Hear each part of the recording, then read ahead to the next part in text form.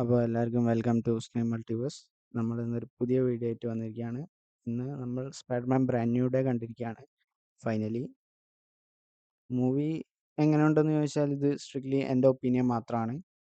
Movie was great, but എന്നെ സംബന്ധിച്ചിടത്തോളം compared to Spiderman No Way Home എനിക്ക് കൂടുതലും ഇഷ്ടപ്പെട്ട നോ വേ ഹോം ആണ്. അപ്പോൾ മൂവി ഇത് ഡെഫിനറ്റ്ലി ഒരു ഗ്രേറ്റ് മൂവി തന്നെയാണ്. പക്ഷെ മൂവി കണ്ടുകൊണ്ടിരിക്കുമ്പോൾ കുറേ ഡൗട്ട്സ് കാര്യങ്ങൾ വന്നിട്ടുണ്ട്. അതാണ് ഇപ്പോൾ മെയിൻലി ഡിസ്കസ് ചെയ്യുന്നത്. അപ്പോൾ ഡൗട്ട് നമ്പർ 1, ആദ്യം തന്നെ മൂവീൻ്റെ ഓപ്പണിംഗ് സീനിനെ പറ്റിയാണ് പറയേണ്ടത്. കാരണം എന്താണെന്ന് വെച്ചാൽ സ്പൈഡർമാൻ യൂസ് ചെയ്യുന്നത് ഒരു സാംസങ്ങിൻ്റെ Z ഫ്ലിപ്പ് ഫോൾഡ് ആണ്. Considering he's unemployed.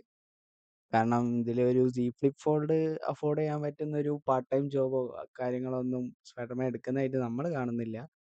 ഫോണിൽ എപ്പോൾ അലേർട്ട് വരുന്നോ അപ്പോൾ സ്യൂട്ട് ഇടുന്നു, നേരെ ക്രൈസിസ് പരിഹരിക്കാൻ വേണ്ടി പോകുന്നു. അതും ഏറ്റവും വലിയ ഹൈലൈറ്റ്, ഇത് സാംസങ്ങിൻ്റെ ആഡ് പോലെയാണ് ശരിക്കും കാണിച്ചത്. അത് ഇത്തിരി എന്തോ ഒരുമാതിരി തോന്നി. ആൻഡ് ആ സാംസങ് ഡിവൈസ് ആണെങ്കിൽ അതിൽ ഒറ്റ ക്രാക്ക് പോലും ഇല്ല. കാരണം സ്പൈഡർമാൻ ക്രൈംസ് സ്റ്റോപ്പ് ചെയ്യാൻ പോകുമ്പോൾ എന്തായാലും ഫൈറ്റ് സീക്വൻസ്, ഫോൾസ് കാര്യങ്ങളൊക്കെ നടക്കും. അപ്പോൾ ഇതെന്തുകൊണ്ട് ഇങ്ങനെ ചെയ്തു എന്ന് എനിക്കിപ്പോഴും മനസ്സിലാവുന്നില്ല.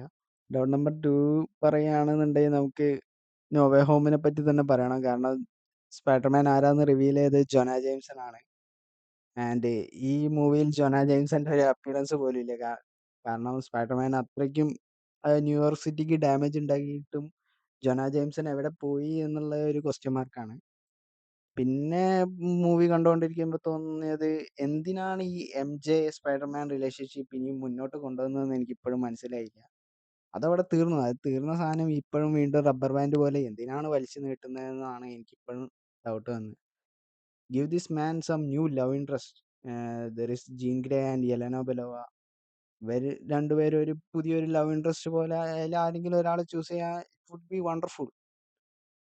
മാർവലിൻ്റെ ടൈം ലൈൻ വെച്ച് നോക്കുകയാണെന്നുണ്ടെങ്കിൽ it would be interesting to see that kind of, എന്താ പറയുക, ഒരു സീൻ അവർ തമ്മിൽ സീൻസ് ഷെയർ ചെയ്യുകയാണെങ്കിൽ ഇറ്റ്സ് ഓക്കെ.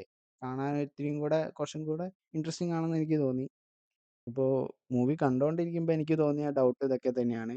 ഇപ്പോൾ എല്ലാവരും മൂവി തിയേറ്ററിൽ തന്നെ പോയി കാണാൻ ശ്രമിക്കുക. കാരണം അത്രയ്ക്ക് നല്ല മൂവിയാണ്. ഡെഫിനറ്റ്ലി ഒരു, എന്താ പറയുക, മൊബൈൽ സ്ക്രീനിൽ കാണാൻ പറ്റുന്ന ഒരു, മൊബൈൽ സ്ക്രീനിൽ കണ്ടാൽ നിങ്ങൾക്ക് ആ ഒരു എക്സ്പീരിയൻസ് കിട്ടുമോയെന്ന് എനിക്ക് അറിയില്ല. ഡെഫിനറ്റ്ലി തിയേറ്റർ വാച്ചാണ്. പിന്നെ ഒരുപാട് കോമഡി സീക്വൻസ് കാര്യങ്ങളൊക്കെ ഉണ്ട്. അപ്പോൾ ഡെഫിനറ്റ്ലി എന്തായാലും എല്ലാവരും തിയേറ്ററിൽ തന്നെ പോയി വാച്ച് ചെയ്യാൻ ശ്രമിക്കുക. അപ്പോൾ ഓക്കെ, ബൈ ബൈ.